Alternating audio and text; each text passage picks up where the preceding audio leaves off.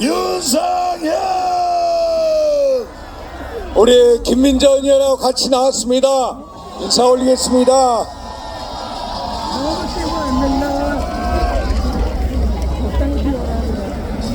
우리 존경하는 애국 시민 여러분,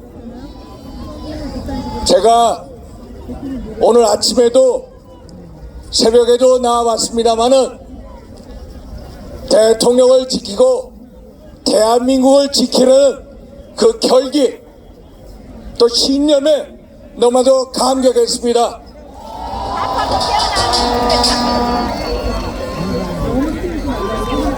저희가 탄핵에 반대하고 또 이렇게 집회를 하는 것은 단지 윤석열 대통령의 안위만을 지키기 위한 게 아니라는 거 잘 아시죠, 여러분? 윤석열 대통령을 지키는 것은 결국 대한민국 체제를 지키는 것입니다. 맞습니까? 그렇습니다! 윤석열 대통령은 이제 대한민국 체제 수호의 대명사가 되어버렸습니다. 맞습니까? 대한민국의 체제를 지키고 또 대한민국의 미래를 지키고 또 대한민국의 헌법과 법치를 지키고 또 대한민국의 삼권 분립을 지키기 위한 건 아닙니까, 여러분? 맞습니까, 여러분? 대한민국 자유민주주의의 요체는 삼권 분립에 있습니다. 동감이시죠? 그런데 이재명과 민주당 그 동조 세력에 의해서 입법부는 이미 무너졌습니다. 알고 계시죠? 이제 행정부 또 사법부도 무너지고 있습니다. 대통령 탄핵에 의해서 또 한덕수 대통령 권한대행을 탄핵하고 또 권한대행의 권한대행 최상목을 또 탄핵했다고 겁박하는 세력이 누구입니까, 여러분? 저희가 최상목 권한대행에게 한덕수 권한대행의 탄핵소추안에 대해서 권한쟁의 심판 그리고 효력정지 가처분 신청이 곧 판단이 내려질 때까지 헌재 재판관 임명을 보류해달라고 업소를 했습니다.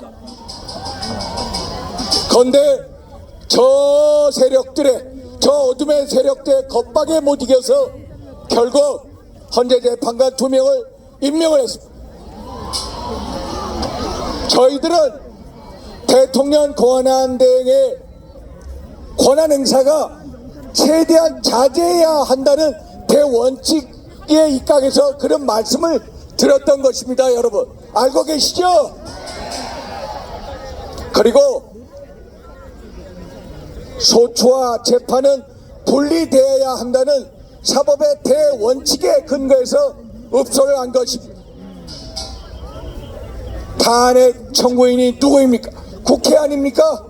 그런데 국회가 또 탄핵 심판에 재판관을 임명하겠다는 것은 소위 말해서 소추와 재판을 분리한다는 대원칙에 맞지 않는다. 그러니까 좀 기다려달라고 계속 읍소를 했던 것입니다. 그런데 행정부도 무너지기 시작했습니다. 사법부는 어떻습니까? 존경하는 애국 시민 여러분, 요즘 대한민국 최고의 무소불위 권력기관이 어딘지 아십니까? 공수처입니다. 공수처가 대한민국 최고의 무소불위의 권력기관이 되어버렸습니다. 황제 의전으로 유명했던 그 기관, 소위 말해서 문재인 정부 사람들에게 한없이 관대했던 권력기관이 공수처였습니다. 그런데 12월 3일 비상계엄 이후에 일주일도 안 돼서 윤석열 대통령에 대한 출국 금지를 신청한 곳이 어디입니까? 바로 공수처입니다. 민당의 이재명에 대해서는 12개 혐의에 5개 재판을 하고 있습니다. 그 5개 재판 중에 처음으로 1심 재판이 지난 11월 15일 공직선거법 1심 재판이 처음으로 나왔습니다. 그 재판이 나오기까지 1심 선고가 나오기까지 무려 44개월이 걸렸습니다. 이렇게 우리의 사법기관들이 얼마나 이재명 대표한테는 관대합니다. 그런데 윤석열 대통령한테는 얼마나 속전속결로 인민재판식으로 이렇게 몰아가는 것을 여러분 어떻게 생각하십니까? 어떻게 대통령이 시정 잡배만도 못하는 이 수준으로 어떻게 다룰 수 있겠습니까, 여러분? 최근에 공수처가 직무 범위에 소위 말해서 수사권과 기소권이 없는 내란죄로 수사를 하겠다고 합니다. 내란죄로 공수처가 수사할 권한이 없습니다. 알고 계시죠, 여러분? 그것들이 직권남용으로 하겠다. 직권남용도 헌법 84조에 보면은 대통령은 내란 외환의 죄를 이에는 형사상 소출을 당할 수가 없습니다. 그래서 공수처가 내란죄든 직권남용죄로 수사하겠다는 것은 한마디로 언어 도단이고 불법이고 위법인 것입니다. 여러분 알고 계시죠? 그런데 체포영장을 청구했습니다. 체포영장을 청구하고 공수처는 1심 관할 법원이 서울중앙지법, 그런데 중앙지법을께 신청을 한 게 아니라 서부지법에다가 신청을 했습니다. 왜 그런지 여러분들이 잘 보셨죠? 소위 말해서 좌파 사법 카르텔의 온상이 바로 서부지법이기 때문입니다. 그래서 이순영인가요? 부장판사가 결국 체포영장을 발부한 것, 소위 말해서 판사 쇼핑이 성공한 겁니다. 이게 공수처라는 곳입니다. 그런데 압수수색 영장 한번 보십시오. 압수수색 영장 하면서 형사소송법 110조 111조를 적용하는 것을 예외로 한다고 했습니다.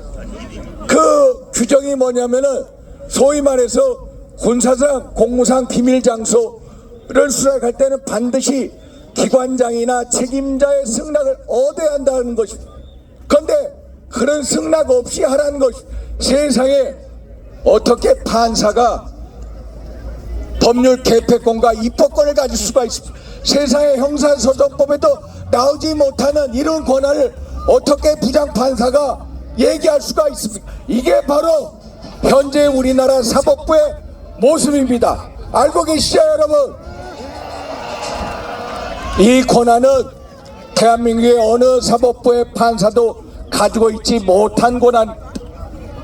이런 권한은 국회가 입법할 때나 아니면 헌법재판소가 위헌법률 심사 판단할 때 이루어지는 것입니다. 한마디로 이 판사는 법 위에 선 판사요, 대법원과 헌법재판소 위에 서 있는 판사요, 한마디로 초법적인 판사인 것입니다.